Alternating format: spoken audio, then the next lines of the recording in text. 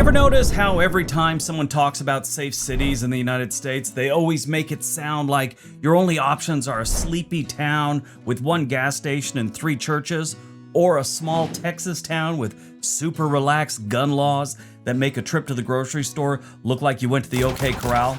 But that's not really how it works. Some of the safest cities in the United States are full-size places, real cities, places with traffic, shopping centers, office parks, chain restaurants, soccer moms driving too fast in giant SUVs, and at least one guy who takes pickleball way too serious. These aren't ghost towns. These are places where people actively live, work, raise kids, complain about property taxes, and somehow still manage to keep the murder rate way down. Today we're looking at 25 of the top 200 US cities with the lowest murder rates in 2025. This is all based on numbers given by the FBI. A few are so low on homicides, the most dangerous thing in town is probably the housing market. But when it comes to the murder rates, these cities are sitting on the calm end of the spectrum. Let's take a look. 25, Boise, Idaho. Boise is one of those cities that used to feel like a well-kept secret. Then the secret got blown out by the internet, remote work, and roughly 18,000 articles calling it the next big thing. Always thought I was the next big thing. Guess not. It sits in southwestern Idaho, tucked near the foothills, with dry hills, open skies, and the kind of scenery that makes people start shopping for hiking boots they'll only wear once. Historically, Boise started out as a frontier outpost and trading area. Then over the years, it grew into Idaho's political and economic center. These days, it feels like a mix of old school Western practicality and newer suburban growth. It's got government jobs, tech influence, outdoor culture, and housing development reproducing as fast as a bunny that ate a Viagra by accident. The low murder rate totally fits the overall vibe. Boise is active, organized, and more focused on biking trails than body counts. There's crime here, don't get me wrong, there's crime in all these places, but they've gotten their murder rate and their violent rate down so low. For a good-sized city that's growing, they're doing a good job. Normally when you have rapid growth, that usually brings in problems. Salt Lake City's suffering through that right now, but not Boise. They only had 1.28 murders for every 100,000 residents in 2025. 24, Alexandria, Virginia. Alexandria is right across the river from Washington, D.C., and carries itself like it knows it has nicer brick sidewalks than most of the country. This is one of those cities where the old buildings seem expensive, not run down like other places in this country. It's polished, historic, waterfront, and packed with the kind of people who know what federal contracting means and somehow enjoy discussing it at lunch. The city has deep roots going all the way back to the colonial era. The Old Town Alexandria is one of the most charming historic districts in the country. It looks like a place where George Washington might have handled business, and now somebody named Trevor pays $4,000 a month to live above a candle store. The low murder rate here isn't shocking. Alexandria is not chaotic. It's structured, wealthy, and full of professionals who probably put calendar invites on their calendar invites. And considering what's going on over there in Washington, D.C. with their murder rate and stuff like that, it is amazing that none of that has drifted across the Potomac. Alexandria is a beautiful city, and not many people get murdered there. They had 1.24 for every 100,000 residents in 2025. 23, Frisco, Texas. Frisco, Texas is what happens when suburban growth gets a trophy case. North of Dallas, it has turned itself into one of the fastest growing cities in America, and the place feels like it was engineered in a lab for families who wanted big houses, good schools, sports facilities, and a Target within 7 minutes. It's right next to Plano, which Plano's done amazing things to bring in industry and companies, and their workers have, moved here also. Amazing part of Dallas. But Frisco was once a railroad town. Now Frisco has exploded into a polished suburban giant with corporate offices, planned communities, and enough youth sports fields to host the Olympics for kids named Braden. The murder rate here is extremely low, and honestly, it tracks. Frisco feels managed. It feels supervised. It feels like the kind of city where the most dangerous conflict is 2 dads passive-aggressively arguing over parking at a soccer tournament. It's right there by Louisville Lake. Not much of Frisco actually touches the lake, but it's right there. This is on the north end of the Dallas metro area, and right after Frisco, maybe Prosper, it gets pretty rural pretty quick. That kind of makes it feel less like you're closed in, like you could drive 5-10 minutes and be somewhere else instead of just more suburbs or cities. It's weird. I live right near the edge of something like that, I'm like 5 minutes away from the rural area. No less than that. Probably in my car, I could be there in 2 minutes. And it's nice. But what else is nice is the murder rate in Frisco, Texas, 1.18 per every 100,000 residents in 2025. Outstanding, Frisco. I'll take you out and get you an award. 22, Santa Rosa, California. I know you're all gasping right now. California, that place has fallen into the ocean. It's horrible, and it's murders everywhere, and it's expensive, and, everything else, and Gavin Newsom, and whatever else you want to say. But Santa Rosa sits in Sonoma County, north of San Francisco, and it gets that classic Northern California combination of beauty, money, and people who suddenly know way too much about wine. Yeah, this is heavy wine country. But Santa Rosa isn't just vineyards and weekend tasting rooms. It's also a real city and a working backbone and history of dealing with hard things. It grew as a farming center and a rail town, then gradually became part of the larger Bay orbit. In recent years, it's also had to endure serious wildfire destruction, which changed the city and the people in it. That gives Santa Rosa a little more grit than outsiders might expect. Its low murder rate makes it stand out even more. For a California city dealing with housing pressures, climate stress, and all the usual West Coast headaches, Santa Rosa still manages to stay impressively low on the homicide front. In case you never looked at the map, you got San Francisco, and then you got Oakland and Berkeley and all that across the bay. Then, going north, you got to pass some bridges, and all that area north across the Bay Bridge and all the other 580 bridge, that's really, really nice parts of California and the Bay Area. It's where a lot of the rich people live. And Santa Rosa is past all that. Got to go through Petaluma to get there. And if you don't know what Petaluma is, if you remember the movie American Graffiti, it was filmed there, all the cruising scenes. One of my favorite movies of all time. Spielberg at its finest. Just kidding, it's George Lucas. Come on, who is going to correct me? But Santa Rosa had a homicide rate of 1.14 per every 100,000 residents. Excellent stat there, Santa Rosa. Give me a call, I want to meet your mayor. 21, Eugene, Oregon. Yeah, this one's going to ruffle some feathers. Like California, everyone wants to hassle Oregon. It's just a horrible place, liberal policies, and just whatever else you got to say. Eugene had a serious homeless problem, which has gotten better. One thing they've never had much of, I'm sure they've had their years, but they've never had much of a murder situation. Eugene has always had that slightly offbeat energy. It's in western Oregon, close enough to the mountains, rivers, forests, and the coast that everyone acts like nature is a member of the family here. It's home to the University of Oregon, which means part of the city runs on academics, sports, and 19,000 opinions on bicycles. Eugene has a long reputation for being quirky, progressive, and a little crunchy. It's the kind of place where someone might sell organic mushrooms at a farmer's market and then go coach cross country. But beneath the personality, there's also a pretty stable city structure here. It has its problems. I'm not trying to lie to you and saying that this is the perfect, liberal utopia. That's not what's going on here. Like I said, they got homeless, which leads to property crime issues. But when it comes to murder rates, it stays low. Eugene may be odd, but it's a manageable kind of odd, not the national headline kind.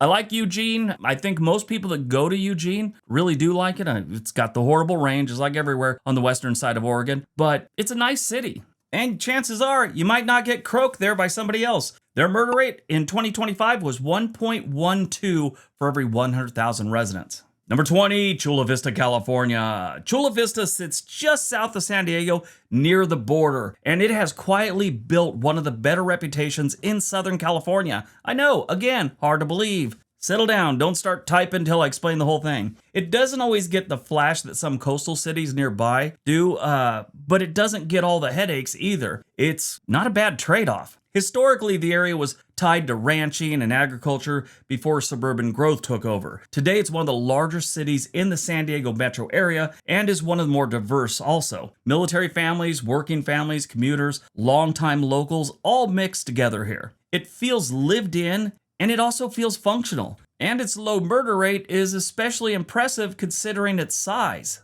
275,000 people live here, and there's only a couple miles between that and the Mexico border, which, oddly enough, most border towns are relatively safe. Sure, you have some that have a long history of violence, but most of them are doing pretty good. More than most people expect. The murder rate in Chula Vista in 2025 was 1.1 for every 100,000 residents. 19, Plano, Texas. Yep, right down the road from Frisco. Plano is another North Texas city that's become almost comically good at being a suburb. If Frisco is the newer, shinier overachiever, Plano is the veteran that's been acing tests for years. It's north of Dallas, full of corporate offices, strong schools, and neighborhoods so tidy, it looks like someone pressure washes them every single night. Kind of like Disneyland, they do that every night. Plano started as a farming community before the Dallas metro area spread north and turned the place into a business-heavy suburban powerhouse. Today, it's one of those cities where people move to because they want predictability, schools, and general absence of nonsense, which there's a lot of places in Dallas that carry a lot of nonsense with them. Plano ain't one of them. Low murder rate makes perfect sense here. Plano's not interested in drama. Plano wants efficient roadways, stable property values, and the kind of calm that makes real estate agents grin like a lunatic. All their crime levels are pretty low. I was there a couple years ago, walked around, it was a pretty nice place. It's like a Tuesday, everyone's at work, but it was nice. In 2025, Plano had a rate of 1.03 homicides for every 100,000 residents. Number 18, Fontana, California. Fontana might surprise people. It's in San Bernardino County, which is part of the Inland Empire, and it doesn't exactly get marketed as one of California's polished gems. This is a city better known for warehouses, trucking routes, logistics, and for a while, a giant racetrack. Yeah, they used to have the California Speedway there, or the Auto Club Speedway. I think it's still there, it's just permanently closed. Went and saw a couple NASCAR races there over the years. But when I was growing up, Fontana wasn't really known as a nice place to live. It wasn't horrible, but it just definitely wasn't some place where you expect them to have a really low crime rate, or murder rate for that matter, but here they are. Fontana definitely has a blue-collar history, especially when it comes to farming and later heavy industries, including the old Kaiser steel plant. It's not trying to be coastal chic, and honestly, that may help it in a lot of ways. There's one cool thing about this city. It's right next to San Bernardino, and San Bernardino's a shithole, tell you the honest truth. Sorry, Nick, if you're watching this. The biggest problem this place has is surviving Southern California traffic without committing a felony. Its murder rate being this low is a reminder that safe cities don't always come wrapped in designer neighborhoods or overpriced juice bars, yoga mats, pickleball courts, a bunch of dudes named Devin. Fontana's murder rate in 2025 was 0.92 for every 100,000 residents. 17, Santa Clarita, California. Santa Clarita sits north of Los Angeles and somehow manages to get the benefits of being in a major metro area without really acting like they want to be part of it. That alone is kind of an achievement. It's a city of hills, planned neighborhoods, wine snobs, schools, and enough family-orientated suburban structure to make everything feel a little more Beaver Cleaver than the rest of the basin. This area used to be like ranching roots and long history of film. Back in the day, it was mostly like desert and hills and just outside of Hollywood when they used to film everything in Hollywood, so you just go up to Santa Clarita and film there. A lot of westerns and post-apocalyptic stuff happened out there. Today, it's more about master plan living and HOA BS. Santa Clarita has built a reputation as one of the safer, larger cities in the Los Angeles metro area, and this number keeps the story going. It's not thrilling in some wild, unpredictable way. It's thrilling if your idea of a good time is not hearing helicopters every single night. This is a very safe part of Los Angeles, and it's right across Interstate 5 from Magic Mountain. Magic Mountain is an amazing theme park that I think they're going to be closing down by 2029 or something like that. That's sad. I love that place as a teenager. We'd go up there at least 3 or 4 times a year. Best trip ever was the day after 9/11. I kid you not. Me and my son had plans to go up there on 9/11, but we wake up in the morning, 9/11's happening. Then we just decided to go up there the next day. There was like twice as many employees working than visitors. We would do a roller coaster, whichever one we wanted. We'd get back to the station, we'd be in the front row, and the guy would be all, "You want to go again?" We go, "Yeah, let's go." They'd do it again. Obviously, there was a terrible reason that it was like that, but it was a great day at an amusement park. In 2025, Santa Clarita had a murder rate of 0.9 for every 100,000 residents. Number 16, Cedar Rapids, Iowa. Yep, heading all the way across the country. Well, actually, to the center of the country, we got Cedar Rapids. Cedar Rapids is one of those Midwestern cities that never gets enough credit because it doesn't spend all day trying to impress strangers online. It's in eastern Iowa along the Cedar River, and it's been an important industrial and commercial, for that matter, city for a very long time. It's practical, solid, no jazz hands. This city has deep roots in grain processing, pretty much like all of Iowa, and it still carries that working city mindset. It also had some major flooding in 2008, then they rebuilt with a lot of quiet determination the Midwest is kind of good at. Yeah, that was some pretty rough flooding. On June 13th, 2008, the Cedar River in Cedar Rapids crested at a record-shattering 31 feet, causing a catastrophic 500-year flood that inundated 10 square miles, about 14% of the city, displacing over 18,000 residents, causing an estimated $5.4 billion in damages. That is harsh for a city this size. I mean, that's harsh for a city Los Angeles size, taking it in the pants for $5.4 billion in damages. But this was devastating for most places. It's Iowa. These people are determined. Cedar Rapids doesn't sell itself with glamour. It sells itself by existing competently. And when it comes to the murder rate, that steady, grounded culture seems to matter. It's not trendy, but it is safe. And for a lot of people, that matters a whole lot more than, excitement. To be honest, a little extra flooding is a little exciting and a little dangerous at the same time. But as far as murder goes, this place ain't that dangerous. In 2025, their murder rate was 0.74 for every 100,000 residents. Number 15, Stamford, Connecticut. Stamford is basically a city in a blazer. It sits on Long Island Sound, not far from New York City, and functions as a major business center while carrying that polished Connecticut coastal feel. If cities had LinkedIn profiles, Stamford's would be exhausting. It started as a manufacturing city and gradually evolved into a financial and corporate hub. Today, it's got towers, office parks, commuter trains, and some very expensive real estate. But it also has a stable environment, higher income, and the kind of population that usually keeps random violent crimes in check. Stamford doesn't feel chaotic, it feels scheduled. Its murder rate is extremely low and fits the overall character of this place. And to tell you the honest truth, this is like a diamond compared to some parts of Connecticut. The biggest danger in this city is being trapped in a conversation about private equity. Their murder rate? Outstanding. 0.73 for every 100,000 residents.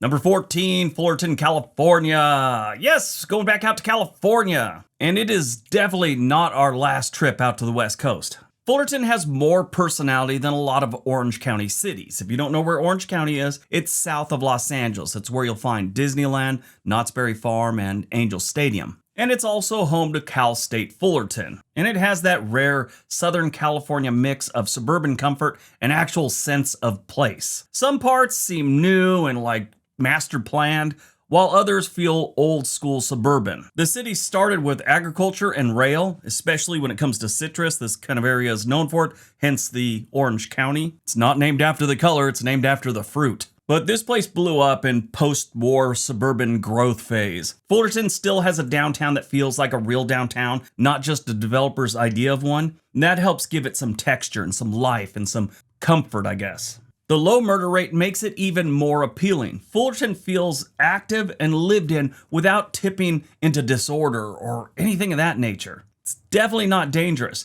Their murder rate in 2025 was 0.72 for every 100,000 residents.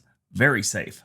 Number 13, Meridian, Idaho. Meridian is right next to Boise and has grown like it's being paid per subdivision. What used to be a farming town is now one of the fastest growing suburban cities in the country. If you've ever wanted a city built around parks, schools, family neighborhoods, and large stores with oversized parking lots, Meridian is raising its hand. There's still some old Idaho agriculture history in the background, but modern Meridian is very much a suburban machine. It attracts families, transplants by the thousands, and people looking for a better alternative to pricey Western cities. If you want to move here, though, be prepared because it is growing fast and there's new subdivisions going up all the time. So this just means a lot of noise with construction and, all the nonsense that goes with construction. Now that sucks, but what doesn't suck is the chance of you getting your off button pushed by someone else. It's next to impossible here. I wouldn't say that, but it's pretty close to being violence-free. In 2025, Meridian had a murder rate of 0.71 for every 100,000 residents. Solid number. Number 12, Chandler, Arizona. Heading out into the desert again. Chandler is southeast of Phoenix and is one of the valley's biggest success stories. It started out as a farming town, which is kind of mind-blowing when you look at it now and realize that subdivisions, tech campuses, and shopping centers have enough lights to guide aircraft in. Could you imagine? It's like that Back to the Future thing when he goes way back and his subdivision is just being built. This is one of those towns that kind of remind me of that. But it transformed over the years into a major business and technology center. Especially semiconductor-related jobs helped fuel the growth. But unlike a lot of the cities in the Phoenix metro area, it doesn't feel like it's thrown together. It's kind of nice. And that's this thing I'm on. I don't like it when you go to these towns that they have a new subdivision, that everything looks like they're the same. It's almost like they all got together and said, let's make all this stuff look the same so nobody can remember how to get home. That being said, people do remember to get home. And that's why nobody's walking in wrong doors and getting shot and adding to the murder rate. Because in 2025, Chandler, Arizona's murder rate was 0.71 for every 100,000 residents. Number 11, Bellevue, Washington. Bellevue is across Lake Washington from Seattle, and it has spent years becoming the cleaner, shinier, slightly more buttoned up sibling in the relationship. It used to be more of a subdivision and kind of like a secondary thing. Now it's a major city with glass towers, tech money, global businesses, and home prices that can hit you in the face like a frying pan in a very dark room. The city grew from a quieter east side community into a major employment center, especially with the broader Seattle tech boom reshaping everything. Bellevue is affluent, educated, and built around order and discipline, sort of like Red Square in the 1980s. There's a lot of structure here, probably a little too much structure, especially for a guy like me. There's a lot of expectations, a lot of very expensive square footage, and a low murder rate is part of that formula. Bellevue may be expensive enough to require a second soul, but statistically it's one of the safer bets in the country. I think their last murder was like 3 years ago and someone got choked to death by their cardigan. But Bellevue in 2025 had a murder rate of 0.66 for every 100,000 residents. Number 10, Naperville, Illinois. Naperville has been collecting Best Place to Live awards for so long, it probably has built an extra shelf for them. Located west of Chicago, it has become the gold standard for suburban America. Nice downtown, nice schools, nice neighborhood, nice parks, and almost annoyingly competent. Naperville started out like an old settlement. It was just there for transportation. It grew into Chicagoland's premier suburb eventually. This is a really nice part of the Chicago metro area, and I know a lot of people, oh, Chicago's horrible, Not everywhere. They do have some parts that are downright scary and have statistics that will make you spit your drink out, but there are also very nice parts of the Chicago metro area that are great to live in, and Naperville is one of them. It's not endless strip malls, and the Riverwalk gives it an actual sense of charm. The low murder rate only adds to its reputation. Naperville's not a city for people looking for a crazy nightlife or all kinds of urban grit. It's for people who want clean streets, well-rated schools, and a community where the scariest thing is probably the Amtrak train going through town too fast. Naperville has a murder rate of 0.66 for every 100,000 residents. Number 9, Sunnyvale, California. Look at that, more California. Sunnyvale sits in the middle of Silicon Valley, and if you drop someone off from 1979 right now, they'd assume that the apricot orchard got abducted by software engineers. It started out as a California farming community, then got swallowed by the tech boom like everything else in this region. Today, Sunnyvale is surrounded by wealth, innovation, and enough high-paying jobs to make normal people question every decision they've ever made, financially and otherwise. But in the middle of all that intensity, there stays a relative calm. It has a suburban feel hidden inside one of the world's most competitive economic zones. It's like there's real people having real lives here, not just a bunch of tech billionaires coming home for 3 hours a night and then getting back up in the morning and starting it all over again. There's a lot of money in Sunnyvale, and that means there's a lot of tax dollars too, and they keep their police department well paid.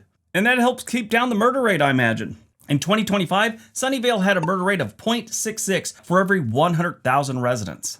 Number 8, Garden Grove, California. Now, Garden Grove wasn't always this nice. There was a patch there in the 1980s and 90s that there's a lot of nonsense going on there. It was still nice looking, but there was some crime. These days, not so much. Garden Grove is one of those cities that never seems to make the headlines for anything negative these days. It's in Orange County like Fullerton and some of the other ones on this list, and it's more of a grounded city than a lot of other places around it. It's suburban, diverse, and deeply practical. A great place to raise a family if you want to move to Southern California. Historically, it was another place that was just farming. Over time, it developed into a busy, family-centered city with a strong multicultural identity. And it's not too far from one of my favorite named retirement communities, Leisure World. I used to work with a guy that was like a maintenance guy. I didn't work with him. I took a class with him, and he was explaining how whenever all the retirees, their government checks come in, the local police actually set up barriers and block off the road between Leisure World and the local mall. He said they all dress up in their Sunday best, climb in their 1995 Ford Crown Victorias, 3 in the front seat, 3 in the back, and they head to the mall, bumping into each other, hitting curbs, scaring the locals. But in honest reality, it's right outside of Garden Grove, and that's probably the most dangerous place you could be, because their murder rate in 2025 was 0.6 for every 100,000 residents. Number 7, Aurora, Illinois. Aurora is a real city. That's what makes this ranking interesting. It's not some tiny little city pretending it's a big city. It's got a population of almost 200,000 residents, about 185 right now. Aurora is actually Illinois' second largest city, sitting west of Chicago along the Fox River. The only city that's larger is actually Chicago with 2.7 million, so there's quite a bit of a difference there. Aurora has an industrial past, its growing diversity, and a strong sense of history that the locals are aware of, but not many other people are. It was shaped by railroads, factories, and riverfront development, and today it blends old neighborhoods, suburban growth, and a more active downtown than many people expect. It's also got a strong Hispanic culture presence. And that adds to the city's character. Their murder rate is really low, and it's impressive. For a city this size, their murder rate in 2025 was 0.57 for every 100,000 residents. They're not perfect, they do have some property crime, but not many people are getting croaked by others. Number 6, Scottsdale, Arizona. Scottsdale has spent decades building a brand around sunshine, golf, luxury, and the kind of carefully arranged desert comfort that make retirees think that they figured out life. East of Phoenix, it's one of the most recognizable cities in Arizona, and it absolutely knows it. It started small, grew with a valley, and eventually became a destination for tourism, second homes, and wealthy professionals. Sort of like if anyone thinks resort living should be available year-round, Scottsdale is kind of pulling that off. It has galleries, golf courses, upscale shopping, and enough spa traffic to qualify as a hydration-based economy. The good news is, not many murders. Just doesn't happen here that often. And the way they protect their reputation, I'm sure if you did get murdered, like right on the border, they might actually drag you across to another town. Scottsdale had a murder rate in 2025 of 0.41 for every 100,000 residents. Number 5, Gilbert, Arizona. Yep, staying in the Arizona desert. Gilbert used to be a farming town, and now it's one of the cleanest examples of suburban transformation in the country. Southeast of Phoenix, it grew fast, grew big, and somehow managed to keep a reputation for safety while doing it. Gilbert's a nice place. It's out there by Mesa, Chandler, and not too far from Apache Junction, where Billy Bob Thornton loved a woman who was unclean. Shout out to Bad Santa. Great movie. Modern Gilbert is full of families, planned neighborhoods, good schools, and the kind of suburban predictability that makes someone feel secure and others feel trapped. Either way, it works. The murder rate here is remarkably low. Gilbert has turned stability into a civic identity. It's like their goal is peace, order, and backyard grills that get used every single Sunday. The good news is, people ain't killing each other here. Gilbert, Arizona in 2025 had a murder rate of 0.36 for every 100,000 residents. Number 4, Joliet, Illinois. We have done a lot in Illinois, oddly enough. I'm just going by the numbers. I'm not picking these. Joliet is one of the surprises on this list. If you know Illinois, you know Joliet has never really had a reputation as some polished little storybook suburban dream. It's southwest of Chicago, has an industrial past, working class roots, and a prison legacy. And a name that people associate with casinos, railroads, and a lot of hard-edge history. That's what makes their 2025 numbers so interesting. Their violent crime rate has dropped between 5 and 3% every single year over the last 8 years. I hit a friend up on Facebook. I said, what's going on in Joliet? He's from the Chicago area. He's actually from Plainfield. And he said he has no idea. They probably just ran out of bullets. Whatever they're doing, it's turning things around. So yeah, seeing this low murder rate is a legitimate eye-opener. Joliet isn't some plastic suburb with decorative fountains. It's a real place with real history, and in their data, a really low murder rate. In 2025, their murder rate was 0.28 out of 100,000 residents. Number 3, Torrance, California. Now, the last 3 are all the same number. Since I grew up in Torrance, California, I didn't want to seem like I was giving it preferential treatment, so I'm putting number 3 instead of number 1. I grew up in Torrance. A part of my life was in Redondo Beach, which is the next town over, and then Torrance is where I went to middle school and high school, and eventually that's where I went into the Army from. When I got out of the Army, I lived back in Redondo Beach. But a good portion of my life was spent in this area, and to see that it has no murder rate is outstanding. But here we are in the zeros, which is always the part where cities start polishing trophies and local officials suddenly discover how to smile for the cameras. Torrance, down in the South Bay of Los Angeles County, posted 0, and that's a big deal. Shout out to the Torrance Police Department. They've always been top notch. Them and El Segundo. I've always had a lot of respect for El Segundo Police, which is a little further away from there. But Torrance has always had a good police department, even though they've had some rough times occasionally. I mean, no place is perfect. They've always done a really good job. And I'm definitely not saying that to get out of some speeding tickets from 1997. Just kidding. I don't have any speeding tickets. I actually did find out that I think someone used an old lost driver's license of mine in Los Angeles in 2003. I got to get a lawyer to take care of that.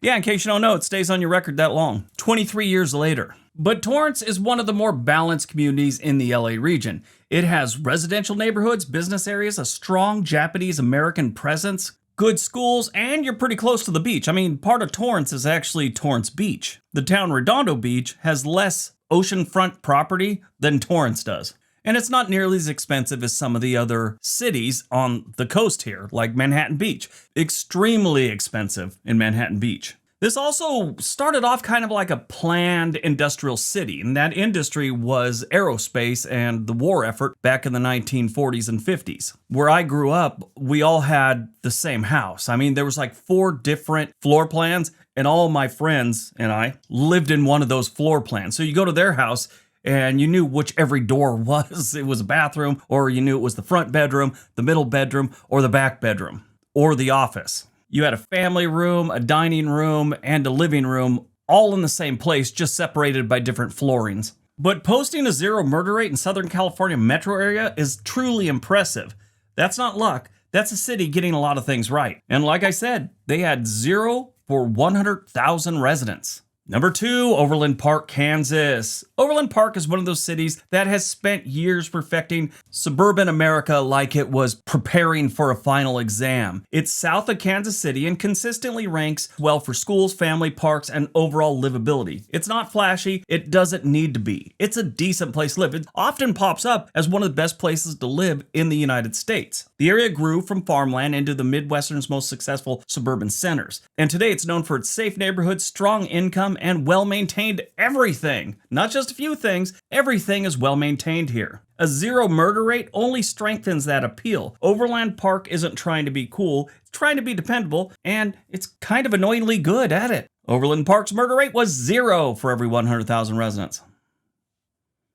All right, before we get to number 1, if you're thinking about moving to any one of these cities, there's a link for Home and Money in the description area below. Also, if you haven't seen our Cincinnati video, it's pretty good. There's a little post up here. You could click on that and watch it. All right, on to number 1.